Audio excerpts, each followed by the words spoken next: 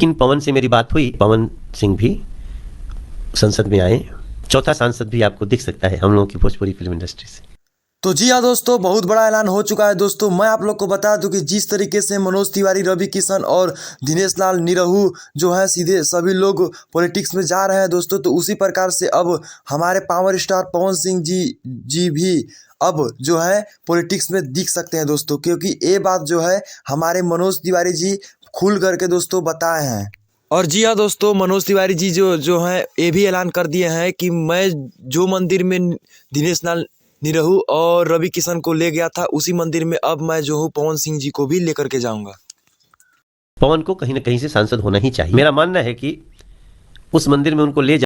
जी हाँ दोस्तों, मनोज तिवारी ने कंफर्म कर दिया है कि पवन सिंह जी जो है चुनाव लड़ेंगे, लेकिन एक कंफर्म नहीं है कि पवन सिंह जी जो है वो चुनाव कहाँ से लड़ेंगे। और दोस्तों कहीं से भी लड़े, पवन सिंह जी जो है वो पावर स्टार हैं और उनको जो है भरपूर प्यार दर्शकों से मिलेगा दोस्तों।